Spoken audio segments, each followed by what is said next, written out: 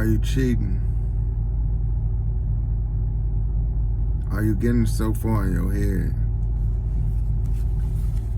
that you're really cheating yourself?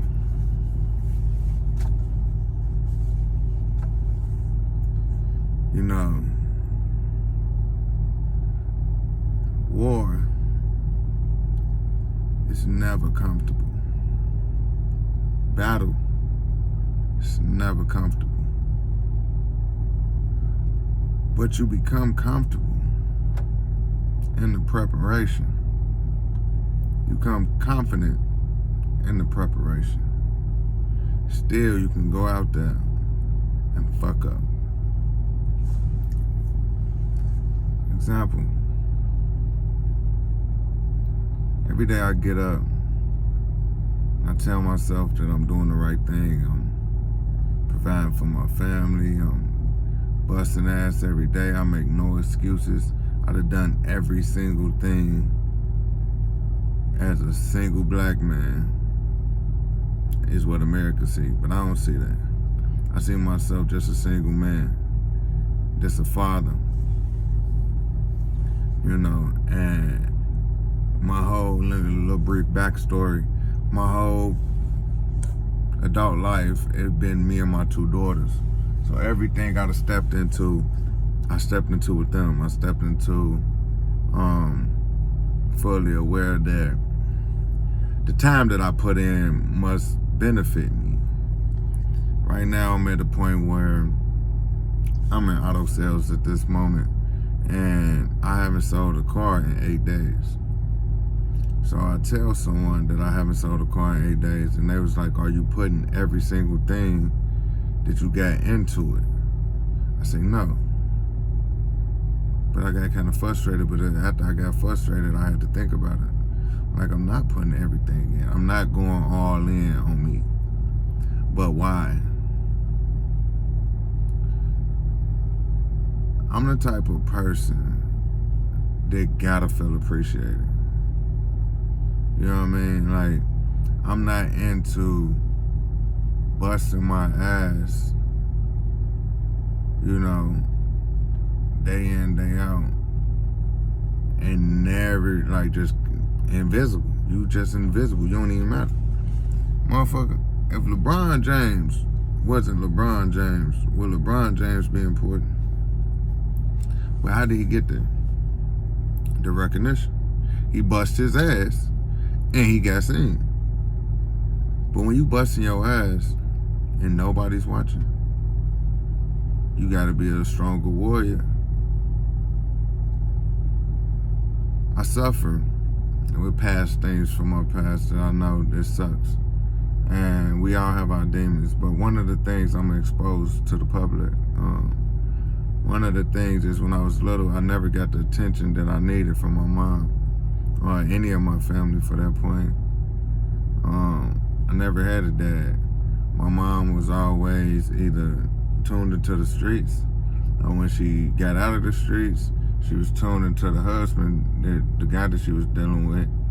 And she did that the whole time I was in her house. Once I moved out of her house, this dude and her got a divorce, and we never rekindled that relationship that we had, never.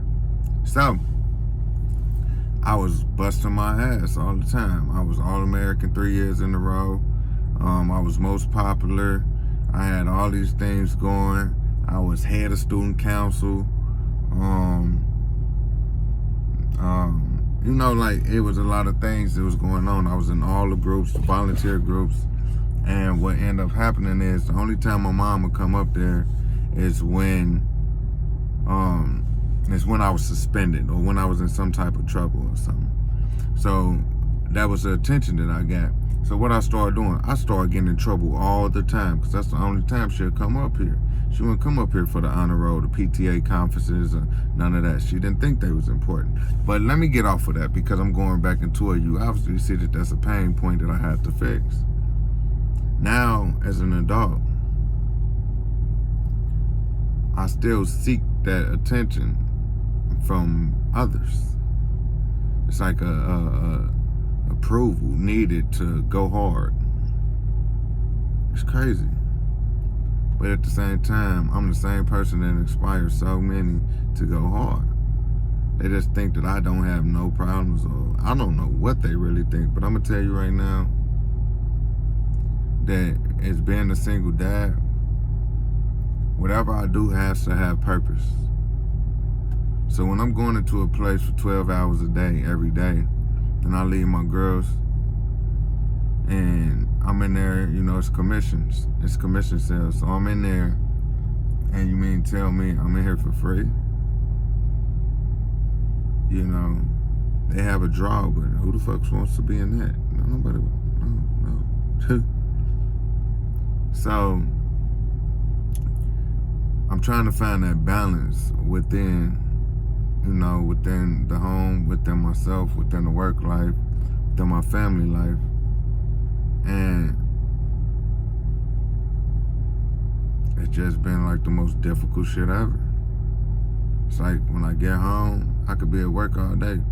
You know, I could be drilling it all day. Then when I get home, I need to learn how to shut that off. I need to be home when I'm home. I need to be at work when I'm at work. And I need to use every single moment at that time.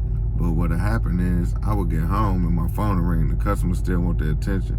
If you ignore them, they might still go up to the dealership.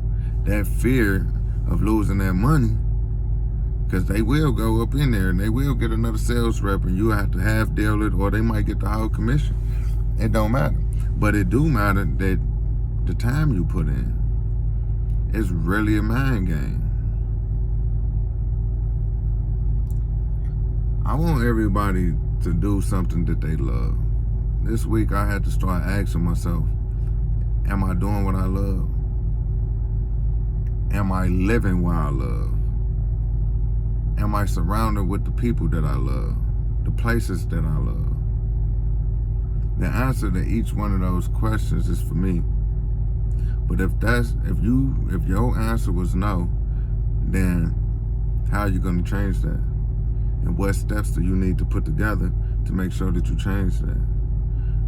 None of us are perfect, but all of us are worth it. But we just got to find that thing. A lot of us doing things that we ain't even supposed to be doing. I jumped into the car business because I love people. I like talking to people, communicate with people, and I love helping people. So I look at the car business as a way to give back. You know, take people out of situations that they no longer want to be in and put them in something that they proud of, that they want to post, that they want to show everybody, or just build their credit, or whatever the situation is, first-time buyer, whatever it is. I love the experience and the stories behind these people's testimonies, so that's why I do it. But lately, you know, I'm in my second dealership right now. I've been in the car business for 17 months. I'm in my second dealership right now. And ever since I've been there, it's been so many changes. But I know at the same time that if I don't decipher the lessons, the cycle repeats. I can go somewhere else right now and start completely the fuck over. But the cycle gonna repeat because the lessons wasn't learned. And if they was learned, are they being implemented? You know, you gotta draw the line. And I'm been so in my head, like, anxiety attacks and everything been coming back, and it's crazy because